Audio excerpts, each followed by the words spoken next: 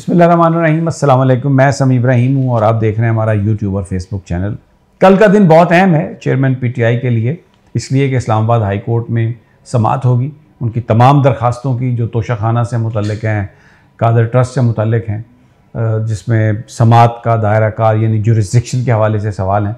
आज जो कहा है सुप्रीम कोर्ट ने, उसकी रोशनी में अब कल ख्वाजा आमिर फ़ारूक इसकी समाअत करेंगे। तो एक बड़ा दिन है खान साहब के लिए कि क्या फ़ैसले आते हैं और क्या जो जुरिस्डिक्शन है अगर वो उस कोर्ट की नहीं है तो फिर तो इस केस का जो है मुस्तकबिल हमें बड़ा ब्लीक नज़र आता है पीडीएम के लिए, क्योंकि पीडीएम जो है वो ये समझती है कि इमरान खान साहब को नाअहल होना है तो इसी केस में वो नाअहल हो सकते हैं, बाकी किसी केस में अभी नाअहली का जल्दी कोई इम्कान नहीं है।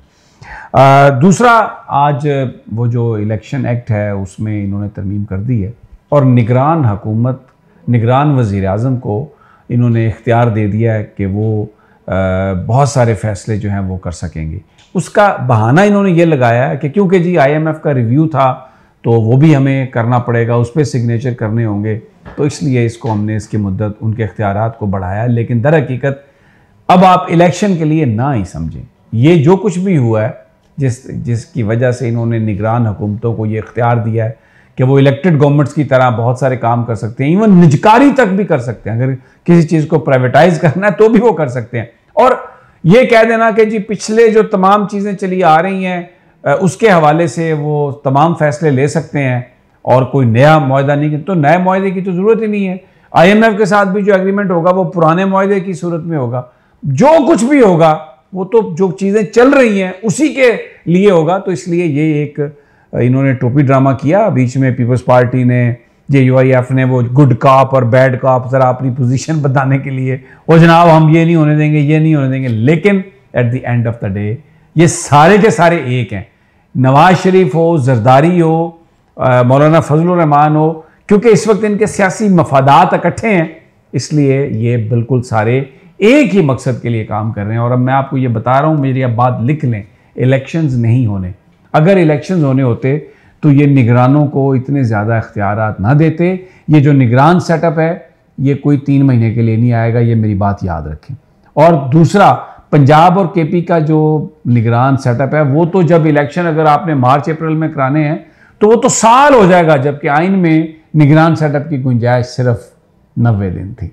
तो धज्जियाँ आइन की और कानून की उड़ा दी गई हैं। अब आगे कोई अगर आप ये समझें कि ये आइन और कानून के मुताबिक कुछ होगा, बिल्कुल ये बात गलत है। और एक बात मैं ज़रूर कहूँगा, उमर अता बंदयाल साहब चीफ जस्टिस ऑफ पाकिस्तान और वो सारे जज जिन्होंने आज कासिम सूरी के हवाले से समाअत की थी और उस वक्त जो इमरान खान साहब का फ़ैसला था कि मुल्क में इंतखाबात कराए जाएँ, उन्होंने असम्बलियाँ डिज़ोल्व कर दी थी और सदर ने उस पर नोटिफिकेशन भी कर दिया था। तो इलेक्शंस रोकने का जो हुक्म था वो सुप्रीम कोर्ट ऑफ पाकिस्तान ने दिया। तारीख लिखेगी कि ये आज जो गैर कानूनी काम अब हो रहा है इलेक्शन ना करवा के, उसकी बुनियाद किसने रखी थी। और ये अदालत जो है अपने फैसले पर फिर अमल दरामद भी नहीं करा सकी। 14 मई को भी नहीं हो सका, अप्रैल का भी नहीं हो सका। और आप आगे देखें कितना गैर कानूनी काम है, एक कड़बस मच गया है सारा, जिसे हम कहते हैं पंजाबी में। कौन है इसका जिम्मेदार? अगर उस दिन ये फैसला होता कि जी ठीक है जो कुछ भी हुआ वो गलत है और असम्बली में दोबारा ऐसे रूलिंग नहीं आ सकती, लेकिन क्योंकि अब इलेक्शन का ऐलान हो चुका है तो कौम इलेक्शन की तरफ चली जाए, तो मेरा ख्याल है कि शायद लोग बहुत इज़्ज़त और एहतराम से याद करते इस सारे बेंच को। अब कैसे तारीख इनको याद करेगी, कैसे ये लिखेंगे इनके बारे में और क्या लोग इनके बारे। इस वक्त जो तबाही बर्बादी है, ये जो एक गैर मुंतखब हुकूमत और ये एक टोला मुल्क के ऊपर काबिज़ है इक़्तिदार पर, इसकी बुनियाद जो है जिन्होंने रखी वो ज़रूर उनसे सवाल होगा, तारीख़ भी उनसे सवाल करेगी। दूसरा, जो मेरे हाथ में ये फ़ैसला है, जो ये जज हैं स्पेशल कोर्ट सेंट्रल 1 लाहौर के जनाब बख्त फ़खर बहज़ाद चौधरी परवेज़ इलाही के हवाले से आज ये अदालती एक हुक्म था कि उन्हें पेश किया जाए इसी स्पेशल कोर्ट में, लेकिन उन्हें पेश नहीं किया गया। बावजूद इसके कि अदालत ने टाइम भी दिया कि फिर सुबह समाअत हुई, फिर ये कहा कि जनाब आप उसे अदालती वक्त ख़त्म होने तक लेके आएँ, नहीं आए। फिर उन्होंने वो कुछ सज़ाएं दी जुर्माने की, लेकिन चौधरी परवेज़ इलाही को पेश नहीं किया गया। उन्होंने जो फैसला लिखा है, मैं वो फैसला पढ़ना चाहता हूँ थोड़ा सा। जिस तरह पहले फ़रख फरीद साहब ने फैसला लिखा था जब पीटीआई चेयरमैन के ऊपर वीडियोज़ की बुनियाद पर मुकदमे बनाए जा रहे थे, ख़ास तौर पर ये जो दहशतगर्दी के मुकदमे हैं, तो उसमें उन्होंने ये लिखा था कि ये सब कुछ सिर्फ तज़हीक के लिए किया जा रहा है। और अगर आप ये कहते हैं कि तकरीर से उकसाने से कुछ हुआ, तो आपको वो जो रब्त है, जो आपस में कनेक्शन है उसका, कि उन्होंने उकसाया और उन्होंने वो किया, ये साबित करना होता है। लेकिन जो पुलिस कर रही है वो सिर्फ ऐसा लग रहा है कि गिरफ्तार करने के लिए, पर्चे करने के लिए और तज़हीक करने के लिए कर रही है। तो आज ये जो बख्त फ़ख्र बहजाद साहब ने बुलाया भी है कमिश्नर को, आईजी को, डीआईजी को, आईजी प्रिजन्स को 5 अगस्त को, लेकिन आम ख्याल ये है कि शायद 5 तक वो अपनी सीट पर ही ना रहें और वहाँ पर कोई और जज आ जाए। लेकिन ये इन्होंने जो फैसला लिखा है, इसमें इन्होंने ये कहा है कि बड़ा कि उन्होंने जो Nasir Ali Rizvi DIG operation has appeared before the court and states that Superintendent Central Jail Rawalpindi has refused to hand over the custody of Chaudhry Pervez Elahi, कि सुपरिटेंडेंट जेल ने चौधरी परवेज़ इलाही को हमारे हवाले करने से इनकार कर दिया है, क्योंकि हम उन्हें अदालत में लाना चाहते थे, क्योंकि कमिश्नर लाहौर ने उनका 30 दिन का डिटेंशन ऑर्डर दिया है। ये उन्होंने आज बताया। तो जज साहब ने अपने फैसले में लिखा है कि ये जो इतना ये अफसोसनाक जो सिनेरियो है, ये जो सारी सूरत हाल है, इसने जो मेरा जो अदालती ज़मीर है उसको उन्होंने झंझोड़ कर रख दिया है। और अगर एक बेबस और उदास शख्स की जो कस्टडी है या उसकी गिरफ्तारी है, वो पुलिस पर के हाथों वो हो जाए और जो कुछ भी करना है पुलिस ने उसके साथ करना है, तो फिर वो जो उस बंदे की जो सिसकियां हैं, उस बंदे की जो चीखें हैं, उस बंदे के ऊपर जो जुल्म और सितम हो रहा है, वो आप उसको कैसे आप कंट्रोल कर सकते हैं। और फिर उन्होंने इसमें आगे ये लिखा है कि ऐसा लग रहा है कि जो कैदी है, यानी चौधरी परवेज़ इलाही, ये जो मैंने उन्होंने अफसरों के नाम लिखे हैं कि इन्होंने उसको कैदी बनाया हुआ है, अपना हॉस्टेज कर लिया है, कैदी बना लिया उन्होंने।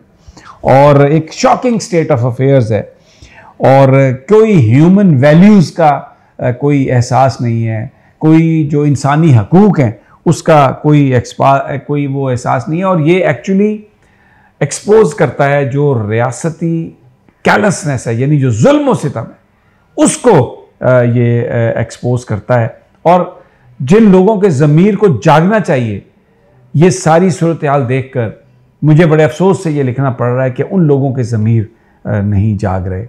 और ये जो है मैं इस मौके पर सिर्फ at this juncture I have short guidance from the case titled the state versus Samiullah 2007 PSR LJ 1458।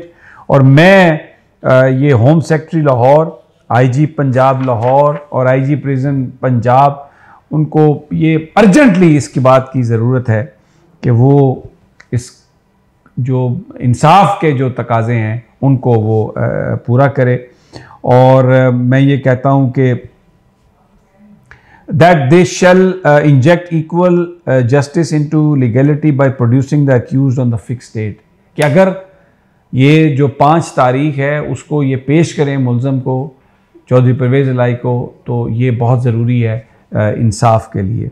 और साथ में उन्होंने जो इन्वेस्टिगेटिंग ऑफिसर है उनको भी हदायत की है कि आप चालान अपना पेश करें।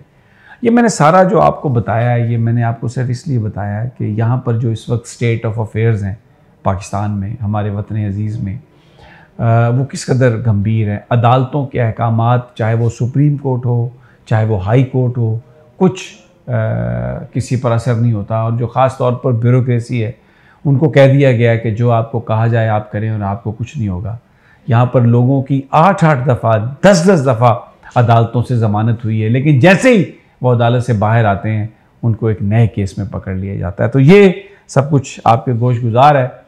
एंड पे ये कहूँगा कि इलेक्शन साढ़े वालों ना ही समझो, ये जो निगरानों के बढ़ गए हैं ना इख्तियारात, बस जनाब अब ये कब तक जाएंगे हमें नहीं पता। और ये पीपल्स पार्टी और नून लीग और मौलाना फजलुर रहमान का टोपी ड्रामा, ये फिर बेवकूफ़ बनाने के लिए एक नई कहानी और नई बात ये आपके सामने है। इस्लामिया यूनिवर्सिटी का स्कैंडल आपके सामने है। यहाँ पर वो जो जज की बीवी ने बच्ची पर जुल्म किया वो आपके सामने है, कोई पर्चा नहीं है। और यानी जो पर्चा दर्ज किया, जो FIR दर्ज की, वो इतनी कमज़ोर है, काबिल ज़मानत है, और वो बच्ची बेचारी बोल नहीं सक रही, जिगर मुतासर है, हड्डियाँ टूट गई हैं और ब्लड प्रेशर गिरता जा रहा है, पता नहीं बचेगी या नहीं बचेगी। और ये अब आपके सामने है सारा परवेज़ इलाही वाला मामला। अगली वीडियो तक इजाज़त दीजिए। अल्लाह ने के